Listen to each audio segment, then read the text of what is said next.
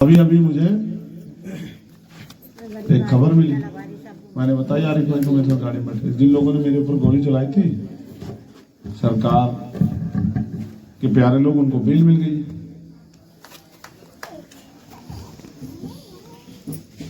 मेरे नाम के पीछे आजाद लगा हुआ है। मैंने कभी डरना सीखा नहीं। मौत कल की आती आज आ जाए, मैं अपने लोगों की लड़ाई लड़ूंगा। मुझे कोई रोक नहीं सकता इस लड़ाई को लड़ने से।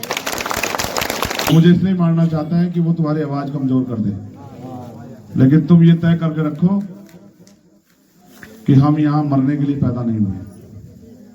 मौत तो एक दिन आएगी, जिस दिन आएगी किसी भी रुकेगी, लेकिन जब तक मौत नहीं आती तब तक हम लोग डट के जिएंगे, स्वाभिमान सम्मान के साथ जिएंगे। तुम मदद करोगे नहीं करोगे? 5:30 बजे उठ के बूथ पे जाना पड़ेगा, जो बूथ एजेंट बनेंगे। चले जाओगे? एक एक वोट को घर से निकाल कर, हाथ जोड़ के, पैर पकड़ के, कंधे बिठा के, मोटरसाइकिल बिठा के, गाड़ी बिठा के बूथ तक ले जाना पड़ेगा। ले जाओगे? हरिदास चंद्रशेखर तो आपके जैसा ही है, लेकिन अगर आपने 19 तारीख को ताकत दी तो फिर 4 जून के बाद जो चंद्रशेखर आएगा, वो चंद्रशेखर ऐसी व्यवस्था के साथ खड़ा होगा कि वो आपको किसी का के हाथ नहीं फैलाने देगा। मेरी बात को याद रखें।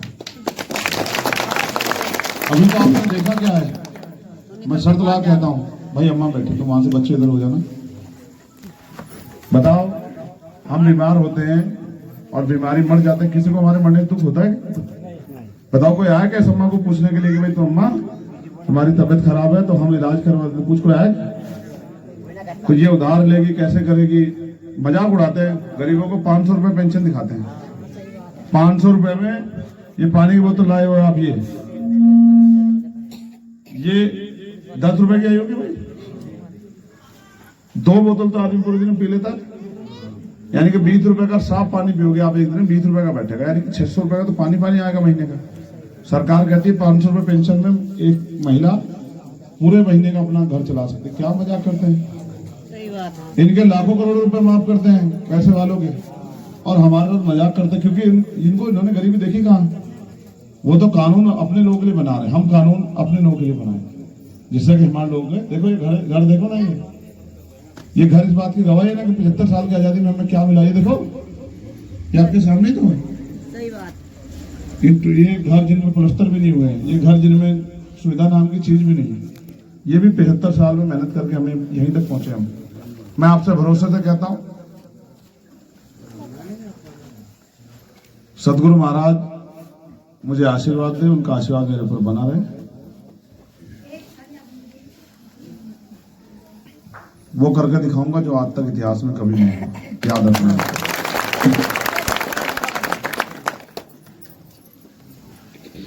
अभी अभी मुझे एक खबर मिली, मैंने बताया यार भाई तो मेरे साथ गाड़ी में बैठे जिन लोगों ने मेरे ऊपर गोली चलाई थी, सरकार के प्यारे लोग, उनको बेल मिल गई।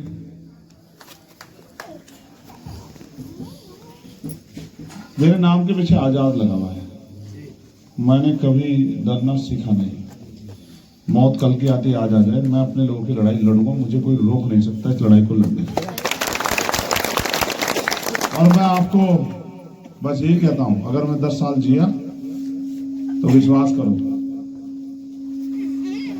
कि इतने काम करके जाऊंगा कि आपका हाथ किसी आगे फैलेगा नहीं। मेरी बात को याद रखो। मुझे जाना है क्योंकि 7-8 गांव में भी कार्यक्रम बाकी, पिछली बार कई कार्यक्रम छूटे थे।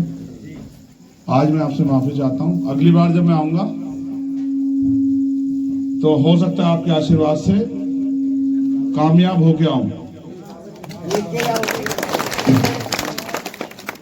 जब मैं कामयाबी की तरफ बढ़ूंगा तो मुझे रोकने के लिए भी बहुत सारे लोग तमाम तरह के प्रयास करेंगे। वो पार्टी जिसको हम पहले वोट देते आए, बेचारे वो लोग भी आएंगे, कह रहे छोड़ो चंद्रशेखर को, हमें वोट दो। और दूसरी पार्टियों के लोग भी आएंगे कि आपके 2-2, 4-4, 10-10, 20-20 वोट कट जाए, जिससे चंद्रशेखर आजाद हार जाए। आप बताओ, मेरी मदद करोगे नहीं करोगे? किसी की बातों में तो नहीं आओगे? आपने सबको वोट दे के मौके दे तो दिए, उन्होंने आपके लिए कुछ किया नहीं ना, तो आप भी अपनी औलाद की मदद, अपने भाई की बेटे की मदद करोगे नहीं करोगे? वो सब आएंगे, लेकिन आप अपनी बात पे अड़े रहना कि इस बार हमें हमारे भाई को, चंद्रशेखर आजाद को, केतली का बटन दबा के ताकत दे दी। ठीक है? और 19 तारीख को आपके मन में डर नहीं होना चाहिए कि वोट तो दे रहे चंद्रशेखर को, मशीन से चला जाएगा कहीं और। ठीक है, क्योंकि इसका इंतजाम मैंने कर लिया। मैं इसलिए बता रहा हूं, मैंने मशीन का इंतजाम ढूंढ लिया। मैं अपनी मशीन से वोट की रक्षा कर लूंगा चोरी की, लेकिन आप बटन वही दबाना। कहीं आप ही कोई और दबाया है तो फिर क्या करूंगा? बताओ भाई मेरे नौजवान भाइयों, इतिहास गवाह है कि बहादुरों ने कभी घुटने नहीं टेके। कमजोर और ताकतवर में कभी समझौता नहीं होता। अगर देश में हिस्सेदारी हक चाहिए तो ताकतवर बनो, और लोकतंत्र में ताकत लाठी डंडों से नहीं बनते, वोट से बनते हैं। याद रखो, वो मुझे इसलिए मारना चाहते हैं कि वो तुम्हारी आवाज कमजोर कर दे, लेकिन तुम ये तय करके रखो कि हम यहाँ मरने के लिए पैदा नहीं हुए।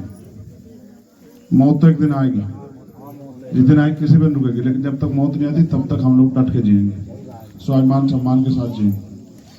तुम मदद करोगे नहीं करोगे? 5:30 बजे उठ के बूथ पे जाना पड़ेगा, जो बूथ एजेंट बनेंगे। चले जाओगे? एक एक वोट को घर से निकाल कर, हाथ जोड़ के, पैर पकड़ के, कंधे बिठा के, मोटर बिठा के, गाड़ी बिठा के बूथ तक ले जाना पड़ेगा। ले जा लोगे? और पार्टियां तो एजेंटों को पैसे देती है, पैसे भी नहीं मिलेंगे। कर लोगे अपनी जेब से खर्च? चलो देखो, मैं तो, तुम जानते हो मैं कोई कुछ कमाता तो हूं नहीं। मैं तो 24 घंटे 7 दिन यही काम करता हूँ। ना कोई नौकरी करता, ना कोई दुकान चलाता, ना कोई कारोबार चलाता। और ये मैं समझना कि मैं इन फटे कपड़ों में या इसमें चप्पल में घूम रहा हूं तो मैं बहुत कमजोर नहीं। अगर मैं समाज से आज अपील करूंगा तो एक दिन में लाखों रुपए इकट्ठे कर सकता हूं। मेरी ताकत को आप लोग जानते हो, मैंने बहुत काम किया समाज के लिए। लेकिन ये लड़ाई पैसों से जीती जाती तो शायद मैं जीत गया। ये लड़ाई तो वोट से जीती जाएगी। देखो, जब तक आप मुझे मौका नहीं दोगे मैं ही क्या करके दिखा सकता हूँ। लेकिन अगर मैं आपके मौके से मैं ताकतवर हो गया तो जिन अधिकारियों के दफ्तरों में आज आपको घूमते फिरते हो ना गाड़ी लेके, मैं वचन दे कहता हूँ वो अधिकारी कर्मचारी आपके घरों के बाहर बैठे होकर चंद्रशेखर आजाद जी ने आदेश दिया है कि जाके वहां देखो क्या समस्या है, और हम यहाँ आए, बताइए सर आदेश है। चिंता मत करो, वक्त बदल जाएगा। मैं लोकतंत्र की शक्ति को समझता हूँ। जो पुलिस के लोग आज आप पे लाठियां चलाते हैं, कल आपको सलाम क्या करेंगे। कल आपके यहाँ के आज परमिशन नहीं देते ना, जयंती पे 14 अप्रैल पे, वार्षिक जयंती पे, रविदास जयंती, परमिशन के लिए आंख दिखाते हैं ना।